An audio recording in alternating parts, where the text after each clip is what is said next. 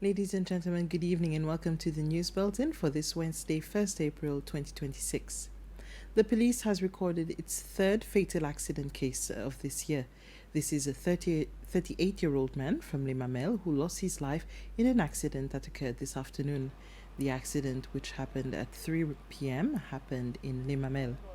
The man, who was reportedly on foot on the pavement heading towards Les Mamelles just after the Les Mamelles Health Center, was trapped under a pickup truck.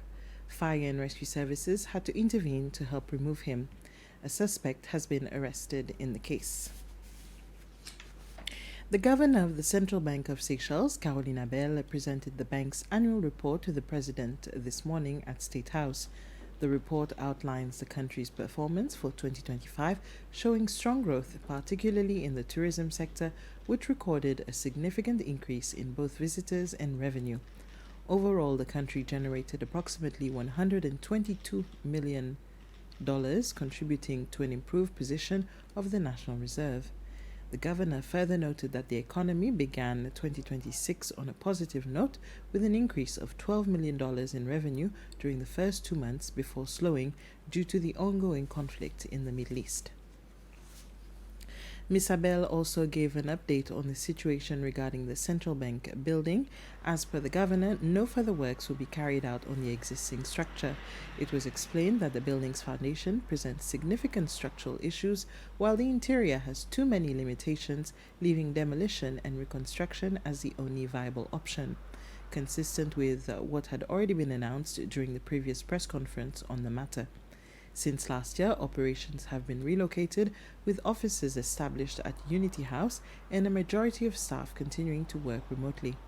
Plans are also underway to open a new location at Maison Esplanade, where staff are expected to be relocated in the near future. The Office of the President has announced a series of senior appointments within the public service. This is alongside an institutional realignment to strengthen governance and public administration. Following the establishment of the position of Secretary of State for Cabinet Affairs and Civil Service, held by Ms. Margaret Mumu, the post of Chief Secretary has been reclassified as Principal Secretary for the Department of Public Administration. This change is part of ongoing efforts to streamline leadership structures and enhance coordination across the civil service. In line with this reclassification, the incumbent Chief Secretary, Mrs. Shala Mohidin, will take up the position of Dean at the University of Seychelles. In her new role, Mrs. Mohidin will bring her extensive experience in tertiary education and training to support the ongoing review and strengthening of the university. Ms. Fatim Kante, who previously served as Principal Secretary for Youth and Sports, has been appointed as Principal Secretary for the Department of Public Administration. Mr. Mark Arisol, Chief Executive Officer of the National Sports Council, has been appointed as the Principal Secretary for Youth and Sports. A new Chief Executive Officer for the National Sports Council will be announced promptly. All appointments are effective as of today. The board of the Islands Development Company, IDC, has today announced the appointment of Christian Lyonnais as the Chief Executive Officer of the IDC. Mr. Lyonnais holds a master's degree in civil engineering from the University of Manchester in the UK. He brings over 24 years of working experience in both the public service and the private sector.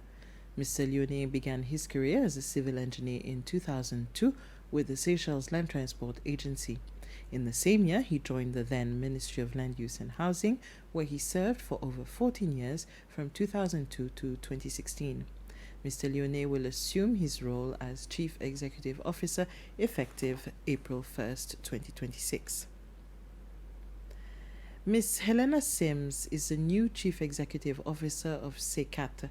Ms. Sims has more than 20 years of experience in marine conservation at national, regional, and international levels. With a background in governance, institutional development, and conservation finance, Ms. Sims has worked extensively with government, civil society, and international partners to align environmental priorities with sustainable funding mechanisms.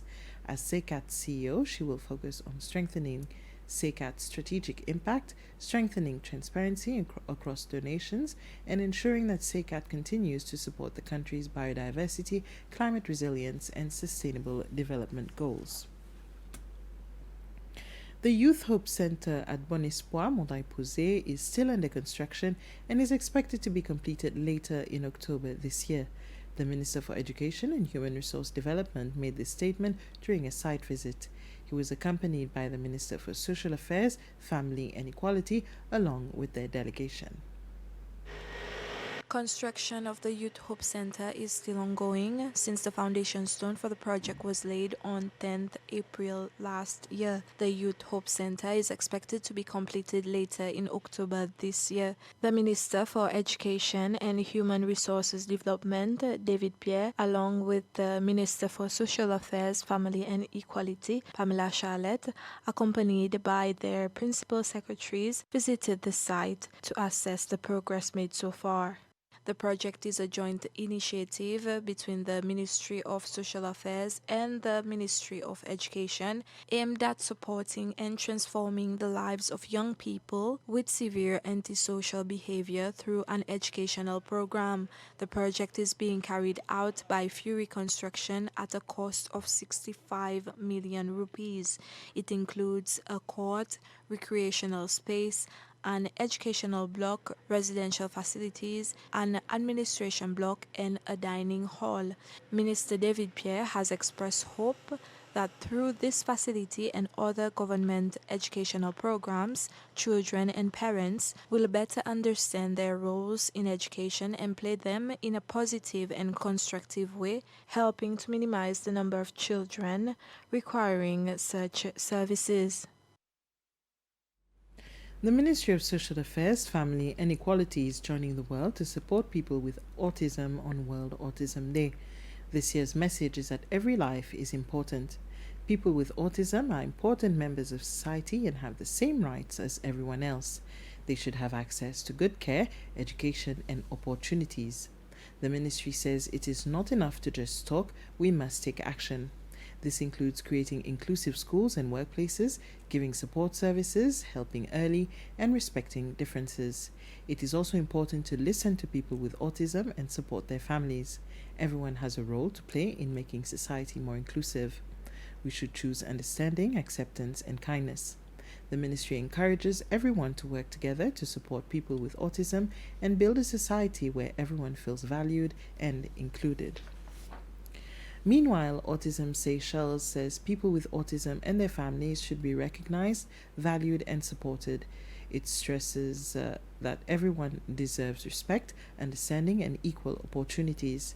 The message also noted that families face challenges and need better support, including early diagnosis, medical care, and education services in Seychelles. And it calls for action to build a more inclusive and caring society where people with autism can thrive. And with this, we've reached the end of our bulletin for now. Join us for more news and more details in the Creole Bulletin later at 8 p.m. Thank you for your attention.